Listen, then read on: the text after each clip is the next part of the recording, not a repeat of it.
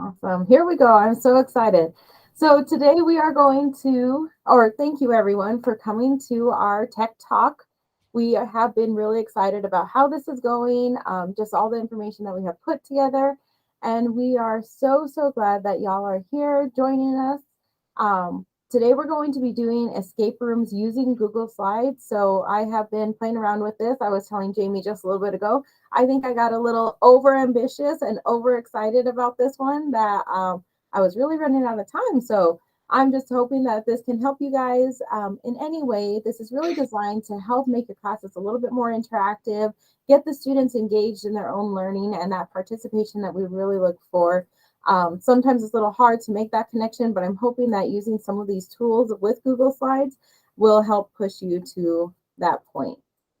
So my name is Meriah Guillen. I will be presenting this presentation today. And in the audience, we have Jamie. She's going to be our wonderful moderator. So if you have any questions, anything that you would like to ask, or if you need to raise your hand, go ahead and do that either in the chat or if you have your little dialogue box on Google Meet, you can go ahead and use any of those as well.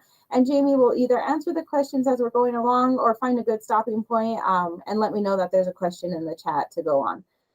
So at any time, we want this to be a very interactive lesson, and that's what I'm hoping it is today. So I'm going to really encourage, there's only a couple of us, so we can have our cameras on or you can have it off if you want, but I'm going to be asking a lot of questions. This is going to be very interactive, just so that way you guys can be a part of it and so you guys can get the feel of what your students might be able to feel as we go through. Now, one of the things that I mentioned is I went overboard with this lesson. I was real excited. And then when I started presenting it here with Jamie a little bit ago, I went, oh, my graphics. Like, I know on slides, the presentation is a little bit delayed because I have a lot of GIFs in there. So there's a lot of movement, a lot of visual presentation. So if it is a little glitchy, that's because I do have a lot of those in there. But I did send the link to Jamie. So Jamie, if you want to put that in the chat, and if you want to see it a little bit better, how it would look, you guys can go ahead and look at the slides with me, but I'm going to be presenting them on here. All right, so for this escape room, I am very much into ESL. I love teaching. These last couple of weeks, I've been giving them different books, and one of the books that everyone has been wanting to read is Oz. So for this escape room, I thought, what better way to do this than doing an escape room from Escaping Oz. So that's what we're going to do today.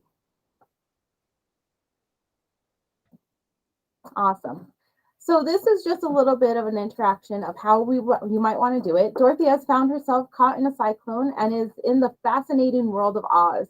She needs your help evading the Wicked Witch and finding her way to the Great Wizard of Oz to get home.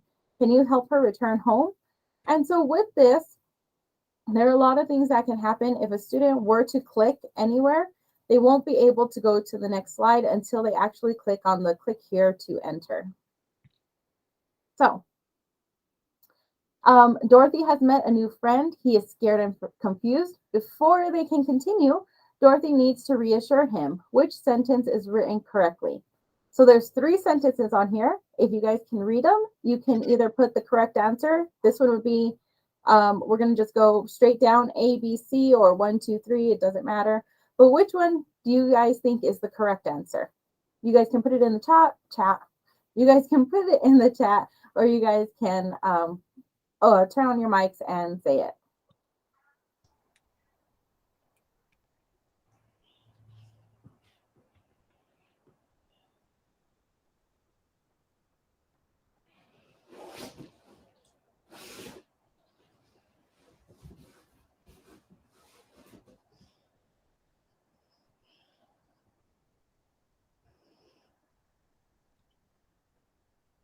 Please feel free to put 1, 2, 3 or ABC in the chat. Okay, cool. Nadia says 3. Also, Bill, do you agree? I was just trying to find the difference. The color is tough. It may be a little bit hard to see, but the comma placement is really a big that's what I was going to say. Yeah, I'll go with 3. Cool. So yes, this answer is 3. I would like to show you right quick if someone were to say maybe number 1, because maybe number 1 and number 3 kind of look the same. So if they were to click number 1 and I click here, it would take them to this page. Sorry, wrong answer. And they would have to click here to try again. Now, if they go to and either one, this one would also take them to that wrong question page as well. The Wicked Witch flew to the west, found Dorothy's dog, Toto, and kidnapped Dorothy. This one would be correct because we're looking at parallel structure. So this one right here, it has the present tense and then it has these past tense. So it's not in that parallel structure, whereas this one is, it follows that pattern. This one has one too many commas. That one just about drives me crazy. See, Jamie, the periods don't, but the commas do. You got to love it. Okay. I thought of that sentence as death by commas. That's right. That's what was in my head. Awesome. So this one is something that you could do with your ELL students. Either if you're teaching like HSE or ESL, you can definitely put anything you want, whether it's verbs or matching. This is really easy and probably one of the easiest ones to do because you can just copy and paste or create sentences the way you want. Add a comma here, add a period there. You could do split sentences, anything like that. They're very easy because all you need to do is just put your information into a slide and go. Meriah, just a quick question. If you clicked on the incorrect one, what does it do again? So it just takes me to this page where it says, sorry, wrong answer. Well, you're not explaining or giving a hint as to what the error was. I mean, you can definitely add that as well. Like, sorry, wrong answer. And then you could give an explanation and then you could just link it back to that one. For the purpose of this one, I just felt like, we'll go right back, especially since I wasn't doing this with students. I was doing this with you guys as educators. I just felt, okay, this would be something to present to you guys. If I was doing in the class, I might do this as a presentation and then explain why that one was wrong, like I just did with you guys. There's several ways you could do it. If they're doing it independently, that might be something you want to add in there is sorry, wrong answer, and then put a blurby of why is it wrong? And then just always have this click here to try again to take them back. Yeah. Okay, so that makes sense. You haven't done this before with students yet, right? Like this particular presentation? Oh no, not this presentation. Yeah, because I'll be honest, I wasn't sure what to look for at first because it was just the prompt was which was written correctly. So I was trying to think of what would that mean. Right. It would have to be within whatever context you were teaching. Yes. Yeah. No, we were looking at spelling and everything else. Spelling, commas. So this would definitely, and I'm looking at this, I just finished teaching an HSE class where we did parallel structure for like a whole week and comma placement. So for myself, this would actually be in context with what we have learned. Of course, you want to modify it to your own classroom. It's like, what material are we presenting? And so that's what I'm saying is that you can do this with any content in any context. It just depends on what you are wanting to present. It doesn't have to be a certain area. It's just open up to whoever and whatever content you want to present to your students for them to either review or interact with. Meriah, how hard would it be if you picked number 1 as being incorrect, gave some explanation, and then they hit try again, but you reordered the original 3? Rather than just have a student click 1, oh, that's wrong, I'll click 2, well, that's wrong, so 3 has to be it. You could, so it would just be a matter of making more slides and having a variety of answers and just making sure that you're linking, because that's what all of this is going to be. And I was going to show you that at the end, is that this is all a matter of linking materials to different slides. So I could have this slide and then have another slide where it gives different questions that are very similar, or putting in these questions in a different order. I would just have to make sure, however, I'm linking them back and forth. It would just take another maybe 5-10 minutes to add that slide in there. Because I feel a lot of students sometimes, they just want to get through it and get through it correctly rather than figure out, what the purpose or the objective is. Right. And so that would just be a matter of of how much time you want to add into it. if you're just trying to get something, because these are a little bit time consuming. They're a lot of fun, but they are a little bit time consuming to get all of the materials in there, to get the graphics just like how you like, that presentation. So it does take a little bit of time. So it just depends on you yourself. I would say if I wanted to add this or maybe switch it from A, B, and C, it probably would take me maybe 10 minutes at the most to get it all back. What really takes a lot more time is making sure that it's all right, is the linking. So making sure it goes from which slide to the next. Okay, thank you. Yeah, of course. Those are great questions. Cool. So I'm going to go ahead and we all picked number 3. So the Wicked Witch flew through the west, found Dorothy's dog, Toto, and kidnapped Dorothy. And that is correct. So I do have this different path where if you get it wrong, in this case, I just revert back to the same question. Or if you get it right, then we can continue to find the wizard. Okay. Now this one right here, and this is where I wanted to show that you can do any content. Now we're switching from language arts to a science and math concept where the heart pumps every second of the day or night. It beats or pumps 100,000 times a day, every day of a person's life. Every time the heart beats or pumps out a stream of blood, this beat is called a pulse, and it can be felt on the inside of the wrist. The pulse rate in an adult is between 60 and 100 beats per minute. A child's pulse rate is about one half times faster than an adult. What is the range of the child's heart rate?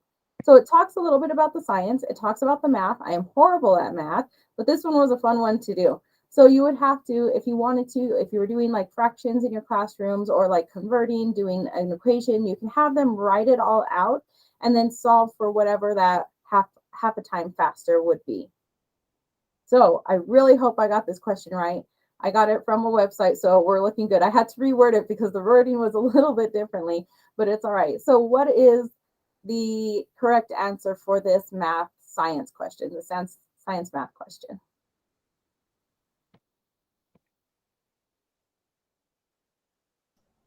Feel free to do the same thing in the chat, ABC 1, 2, 3, or just say it verbally.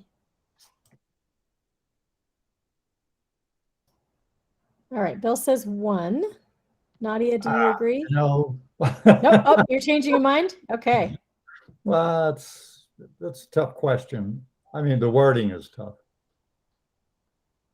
Yes, I was stuck on this one for a little bit trying to get it. I like the question because I know where it was going, but I had to really think about this one as well.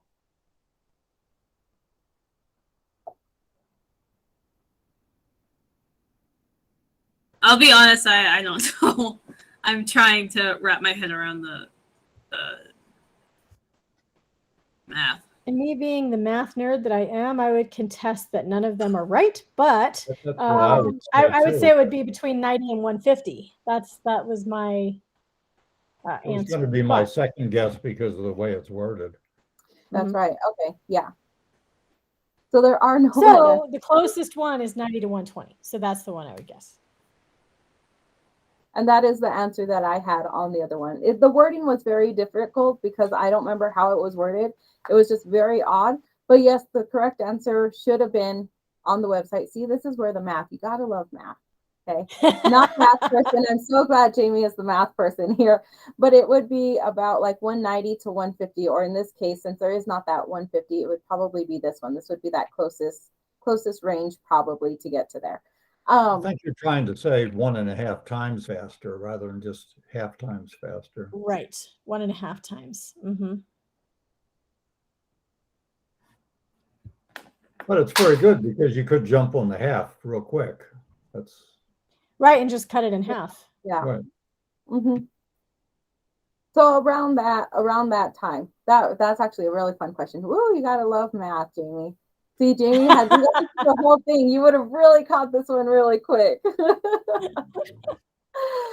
But yeah, so this would be one of those that you could even if the students contested, and I absolutely love that, is when students are like, no, that's not right. I don't quite get it. This would actually be a great opportunity to say, hey, there's an error in here, but that's fine. We can learn. Let's figure out what the answer is and continue on that way. But again, with this one, if they get it wrong, they could click any one of these and it would take them to either the right page or the wrong page. So if this was, oh no, that's the wrong answer, try again. and they would have to go back.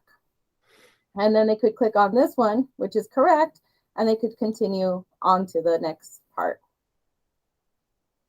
So again, this one is doing a little bit more of the social studies and science. Of the social studies, where we have a political cartoon, and they have to make an assumption, or they have to understand what the assumption is. So what does the cartoonist assume the audience already knows? So just so you guys know, like, of course, it is very hard to see on a presentation like this. So you would want to modify that for a presentation.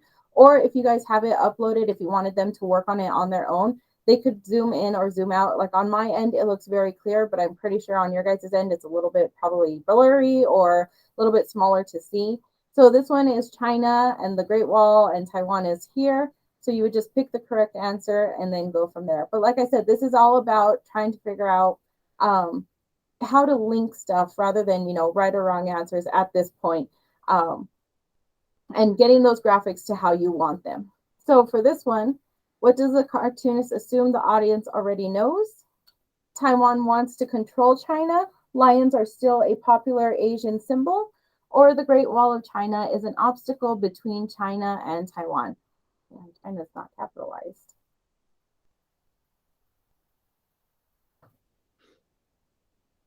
I'll go with 1.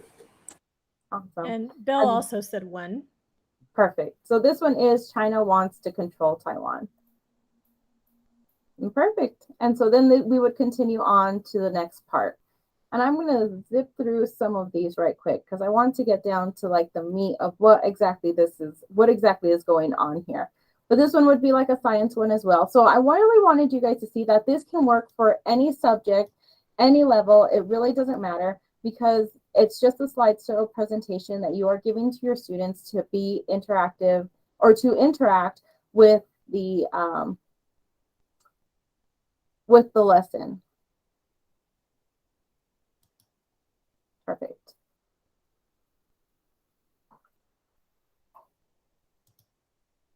Oh, my links are not working. Oh, no. Perfect. There we go. So this is the part that I wanted to kind of stop at, is the wizard has sent you on the quest to get the wicked witch's broom. Once you have completed the task, he will help you get back home to Kansas. Now at this point, the students would not be able to click, and you guys wouldn't be able to click as well, because I want to stop here and kind of show you how would we do this if we were creating these slideshows on our own. And that's what we're going to get in, the meat of our lesson or our presentation today. So from here, like I said, all of this is about linking from one slide to the next. It doesn't matter what materials you have. It's all about finding out how to link. So for example, if I wanted to come here and create just a random question, I'm going to go ahead and go to insert and insert a text box. And I have my graphics right here. I just use the background and I inserted an image. So that way that background picture stays there. I don't have to worry about it moving. I don't have to worry about sending anything backwards or forwards. It's already there. I don't have to do anything else. So all I'm going to do is click here. I'm going to change my font color because I know I won't be able to see it. And I would say something like, and I'm just going to do something very simple right now. How easy is it to create a presentation? So that would be my question. And then I'm going to go ahead. You can do this one of two ways. You can either insert another text box and put your option 1, like easy. If you guys can see it, maybe. There we go. It is easy. Yeah. See, I told you, Jamie, that's why. It was black earlier. That's why I didn't catch some of these typos. It's easy, or it's difficult, or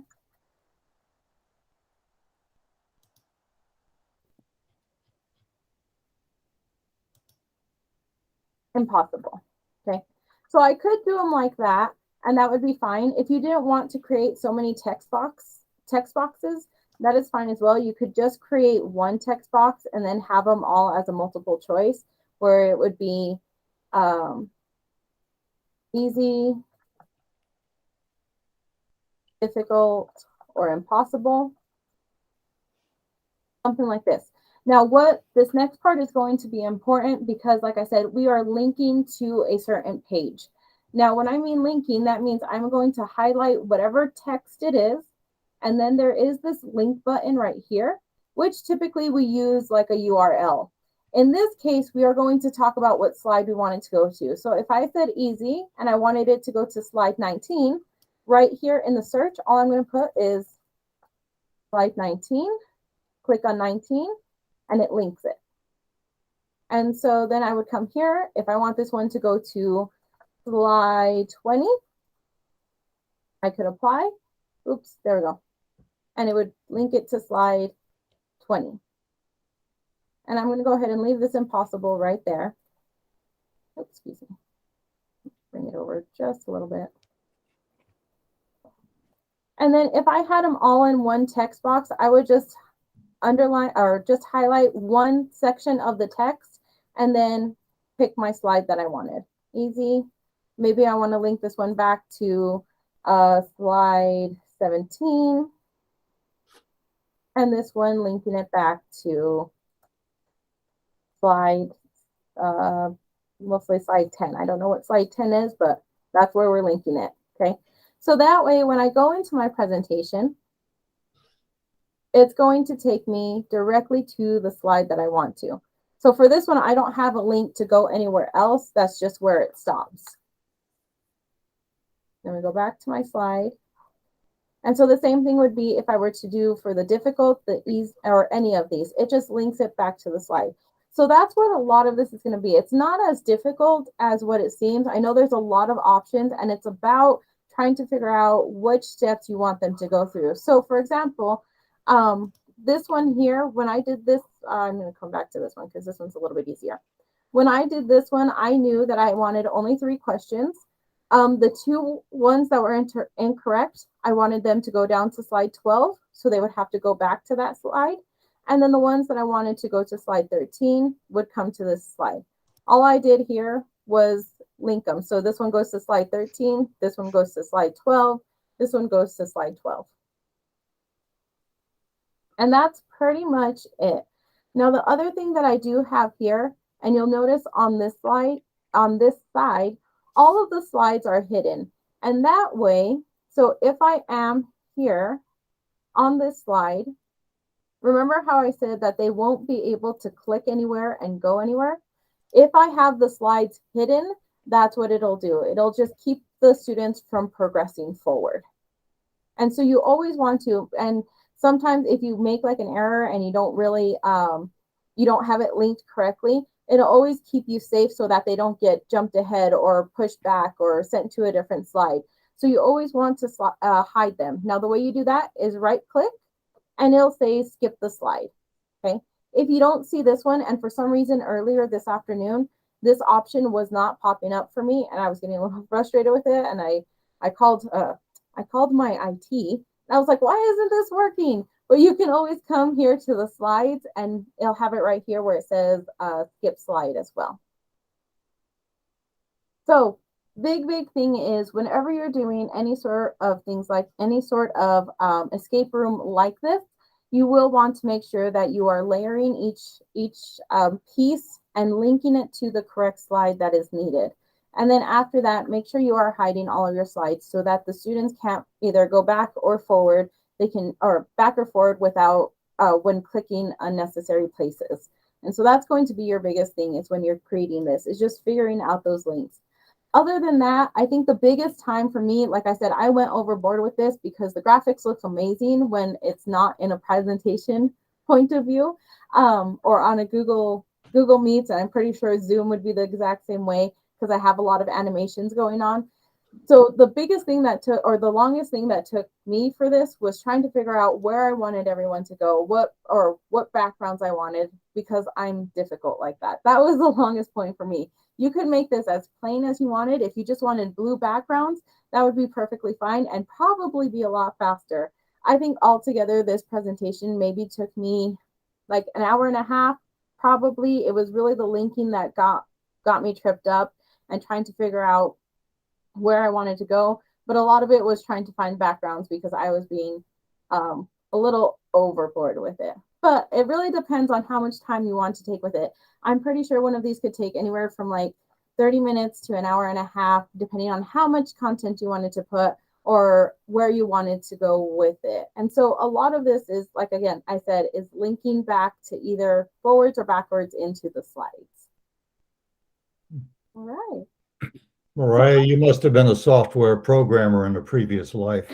Oh, no.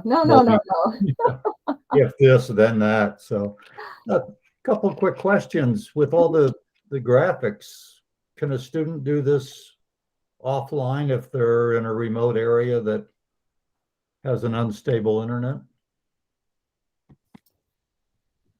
I mean, can they download it and then run it? I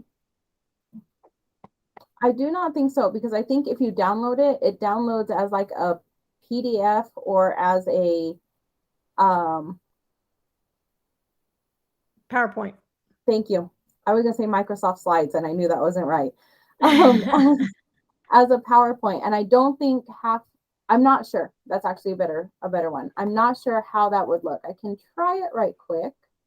There's a make available offline. Do you see where when you click file right underneath download, there's make available offline?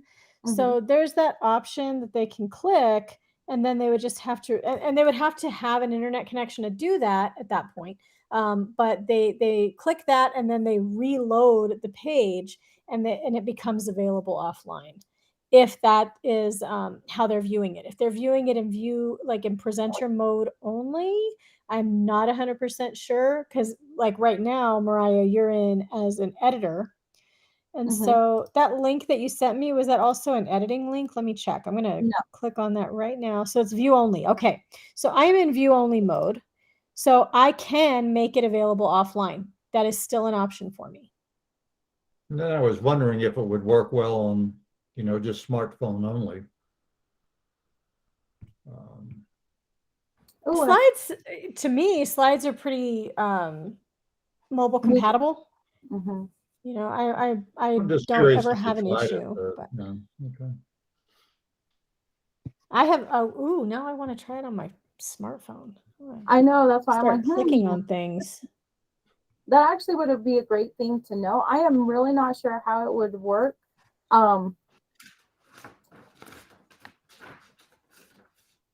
That would be a really good question to explore. I'm just curious, because we spend all this time putting lessons together, and then the students seem to, trip us up somehow. Like, oh, I didn't think of that. I know I've done it on my iPad, and it works pretty well. Oh, okay, great. I've not had an issue with it, but I know not a lot of people have an iPad or a tablet, so I don't know how a phone would be any different. Yeah, we're giving out Chromebooks, so that should work. Yeah, and I think that's a big part, is that a lot of I feel like maybe this is an assumption, but we do have a lot of access to computers now, especially with COVID. It was just like everyone needed to go out and grab a computer. Not everyone does, and I do get that. But there usually is some place where they can, either a public library or even the community college or any sort of area usually has some sort of public computer that they can use, if that was an issue. If it is, like, the graphics definitely probably would be something, if your students are going to be working offline, maybe not incorporating as many graphics. If you're going to be in person or have like a really reliable internet source, then putting as much in there wouldn't be a problem, or putting as many links back and forth.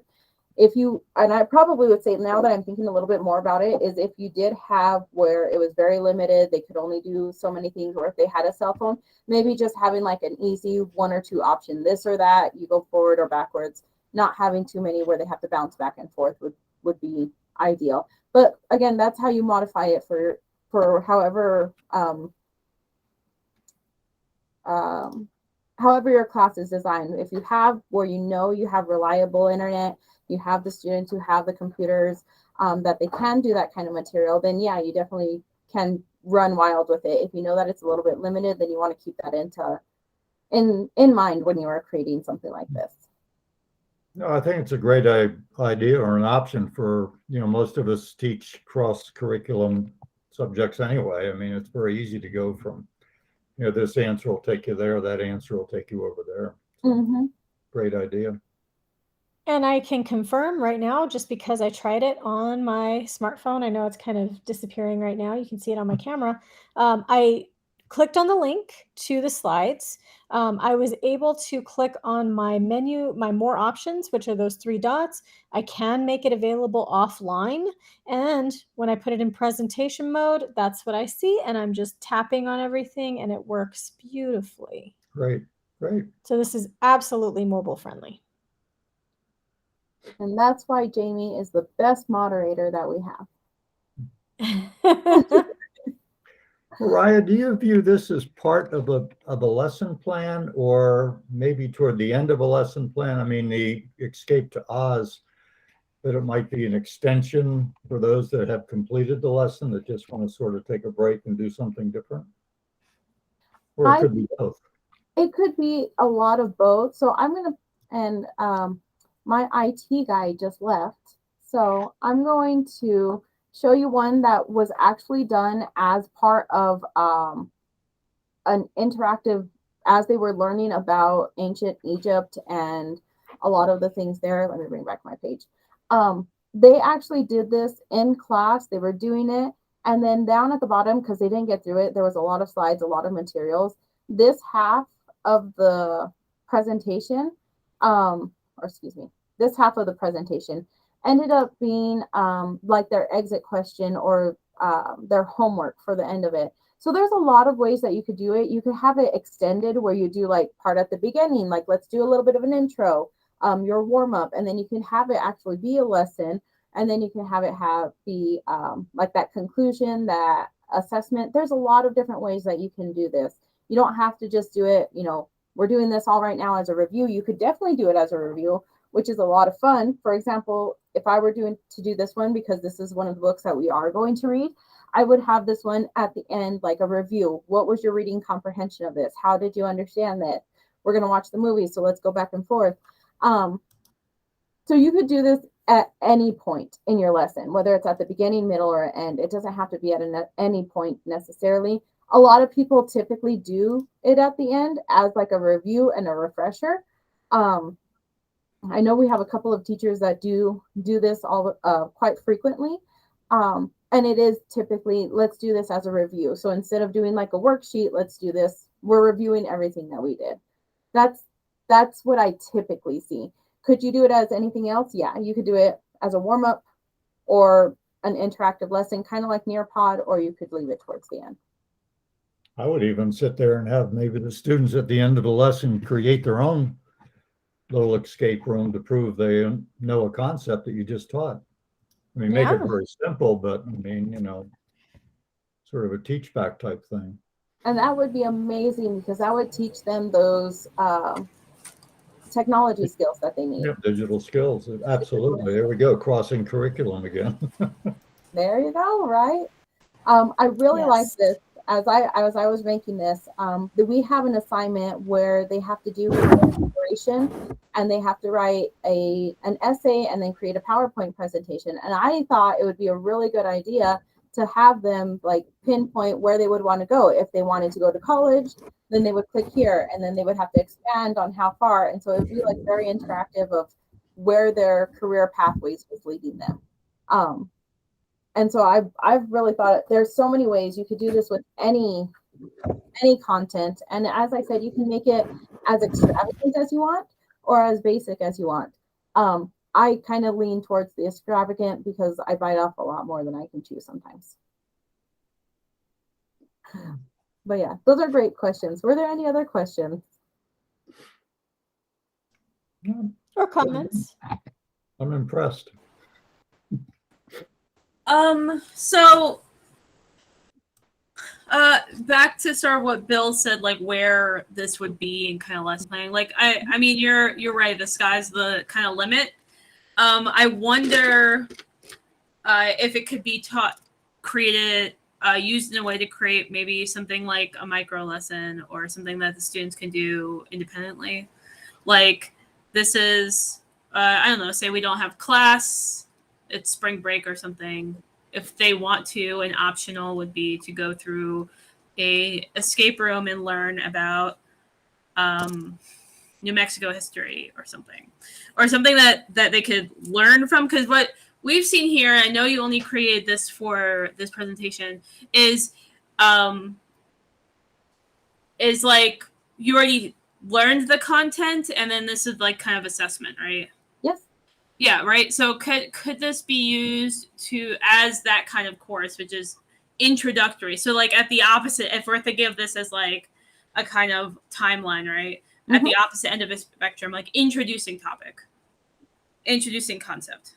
Definitely. You could do this as that. So what you would do instead, like here, for example, like some of these I have just like an introduction. So if I wanted to do this next slide, or let's say if I wanted to put a slide here, and I wanted to put content of what parallel structure was, then I could definitely come here and say parallel structure.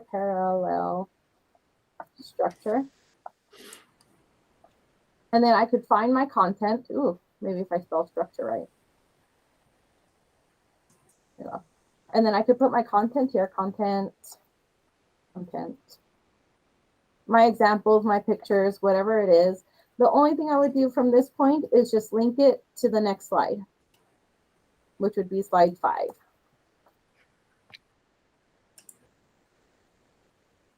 Yeah, so you could definitely do it like this, where they're actually teaching or they're doing a lesson on their own, that independent study. You could create it like that. You could put videos here, just as long as you have it linked. That's the biggest thing. It could be that introduction. It could be a lesson on their own. That would actually be a great way if you're still, I know a lot of us are still hybrid or online. You could definitely do that and have it where they have all the information. They have videos, they have resources, they study it on their own, and then they go to some sort of worksheet, or even if you didn't want to do a worksheet, if you just wanted to do content, you could do it like this. If they wanted to expand more, maybe you could have, do you understand? Do you need more information? And then you could say yes. It would link them to a different page where you would have additional content, or are you ready for the next skill? Something like that. So you have your content. If they feel like they need more information, then you could link this definitely to whatever slide you wanted to. I'm going to say link to the first slide for now. And then this one you could link, if they're ready to continue on, you can link them to that next slide as well, or to whatever you want them to go from there. So yeah, you can definitely have it as that introduction. You can have it as that independent study. The biggest thing is, how are you going to link it? It's just making sure you get from one link to the next. Well, in going to Nadia's question, I think you could actually, promote some differentiation. I was thinking of saying a math, do place value, and then you could have a couple of slides, place value to 2 places, 4 places. It's up to them to, if they're comfortable, they could progress however they want. Also, you could, going back to math, say fractions. You could have 4 links, addition, subtraction, multiplication, division, and let them choose, because most of our students seem to be more self-directed now. They want to learn on their own. At least that's my observation. Definitely. I love that idea. That would be wonderful. Like to have, which direction do you want to go? Make it modified for them. Right. And then, so I think one of the big question is, well, how do we know whether they completed it or not? You could have them do a couple of things. If this was on Google Classroom, answers and upload them. You can have them just say completed. You can have them write down their own answers. There's a lot of different ways you can do it. Most of us, because Google Classroom is it doesn't have like when they're logged in or logged out or anything like that. A lot of teachers just end up going by their word, or maybe there's like a keyword that they have to do. A lot of escape rooms do have, like, they have one letter here and then another letter here, so they have to end up finding all the letters and then shuffling it up and making some sort of word. At that point, whatever you want to, if you are having this as independent study, then you just have to figure out, how am I going to make sure that they're actually doing it? Yeah, I think Well, the one way to do that I've just read about is Google Forms. Because you can collect that on a spreadsheet. So you can, in one fell swoop, see who's completed what. I mean, assuming they fill out the form. Yeah, so I mean, you could have it anywhere. You could have the form anywhere else. This is where it gets a little tricky, because if you are looking to like gather that time that they are on or completing this activity, that can be where it gets a little bit tricky, because Google Classroom especially doesn't have a what is the word? Like a tracker. Yeah, there's another one. Moodle seems to do that, but one option for that we've tried that has hit or miss success really is creating a Google form as a timestamp, because there were some assignments online that they couldn't that just couldn't be tracked. So it would just be creating a Google form and just telling them to hit sign in at a time, and then that creates the start of a timestamp. And then when they finish, go back to it and click time off, and then you just look at you pull up the sheet, the Excel sheet or whatever it comes up, and it shows you those two timestamps. The reason, sorry, Bill, been successful, Nadia? The reason why it hasn't been successful is just simply students forget. Mm-hmm. That's so when they do remember to do it, it's successful. But there were times where students would just do the assignment and then like remember they have to do it later, or they'll punch in but they'll forget to punch out, like stuff like that. So it would be one of those things like we do with a lot of tech tools. Really, is just you have to create that instructional routine for a while before they get it down, because they're not used to doing that. But other than that, there really wasn't an issue. Like, why couldn't you make a slide? The first slide, you'd input your time beginning, and the last slide, you would input your time ending, and then somehow collect that. Right. Would they be able to edit the slide and still do the escape room? Because in that case, if they're typing in their time, they would be editing, right? Yeah. No, if they edit, so the way I sent it to you all, you guys are just a viewer. So that way you guys don't move any of the slides or anything like that.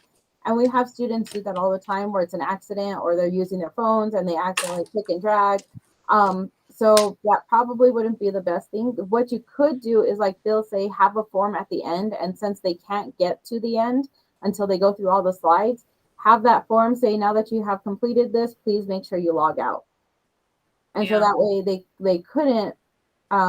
shouldn't miss it.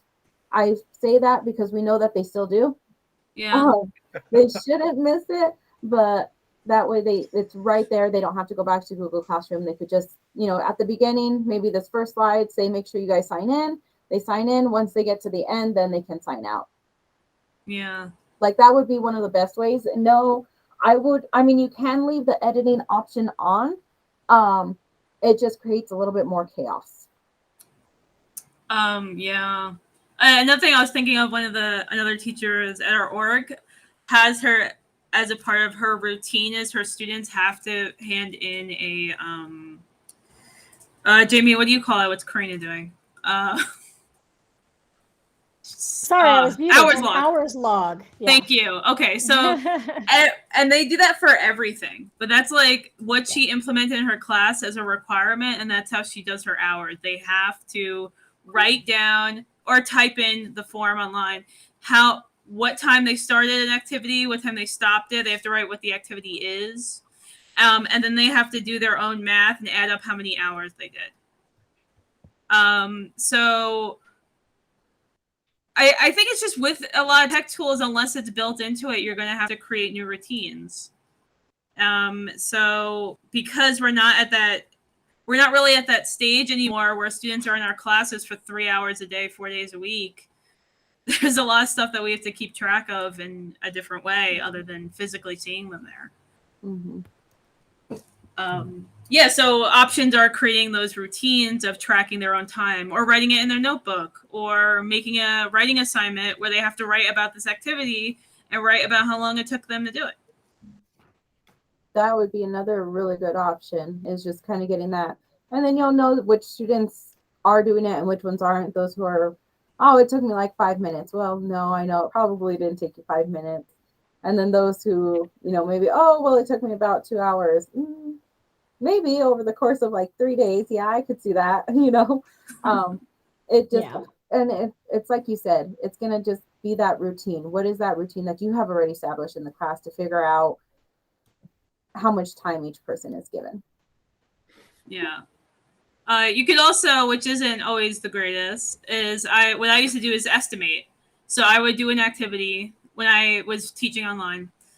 And a lot of Google Classroom assignments didn't have that time key tracker. And I'd be like, okay, so it took me this amount of time. I'll double it for my students and say, when you complete this assignment, that counts as 2 hours of homework. And of course, that's 1, by the honor system, and 2, it's estimation. Some students will take less than 2 hours, some will take more.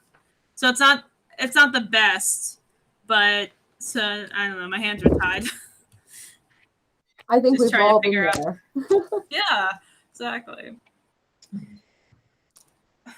Well, all right. Are there any other questions? You got us thinking, Meriah. Thank you. Oh, good. That's what I love to hear. Yeah, I've been thinking about escape rooms on and off. I've never made one myself. I've seen people do it for different courses, especially using PowerPoint. So it was nice that Google Slides can do that too, because sometimes PowerPoint can just get a little overwhelming with the amount of options and stuff. Yeah. I prefer Google Slides, even though it can be a little more limiting. But it's just easier, and it's always there on the drive. Mm-hmm. So you don't have to remember to keep it in your email or on a USB or something. I actually I don't teach anymore, but I was looking at this and trying to think of ways I can use it as part of my teacher professional development. So this is wide-ranging enough that I think it can be. Yes. I will say, like, because I do still teach, but I'm also I also manage all of our teachers. And so one of the things that I've noticed is that teachers like to be given, especially when they're doing some sort of professional development, they like to be given activities that they have to participate as part of, like, especially for our onboarding, they like to have activities that they can mimic for their classrooms. And so we've done a lot of things where it's like hands-on or standing surveys, and as part of our onboarding, our PD time, because they have to do about 4 hours every term, which is 4 weeks for us. So they have to do 4 hours at the beginning and then so much during our terms. And so they do and just my reflection of teachers, whenever they're doing professional development, they really do appreciate having any sort of content that can be built back into their classes. If you're doing an activity, they want to see how it can be mirrored into their classes. So this is definitely a really good activity that you could do with PD. Mm-hmm. Thank you. Cool. Awesome. Are there any other questions?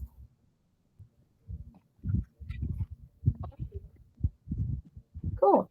So next week, on the 20th, we are going to have a workshop, and in that workshop, we are all going to work on one slide document to create our own escape room. So bring your ideas, any questions. If you want to play with it, this would be the time to kind of get some of those hands-on practice on how to build some of these. If you want to build one beforehand and just come in and then we can all work on it as a team, that would be a really good idea. Or if you're like, oh no, this is way over my head, I want to wait and do it with someone, we can definitely do that as well.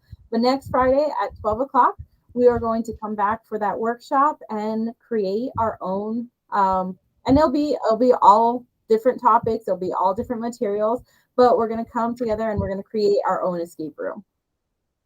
Cool. Look forward to it. Yeah, sounds great. Thank you. Thank you guys for coming. Thank you guys for sharing in this with me. We had a great discussion. I love when webinars go like this. This is my favorite kind of webinar. So you guys are amazing. Thank you guys so much. If there are no other questions, I believe we are done for today. Cool. So All right. have Any other questions in the chat? So thank you all so much. Thank you. Have a good one. Bye. Bye-bye. Bye.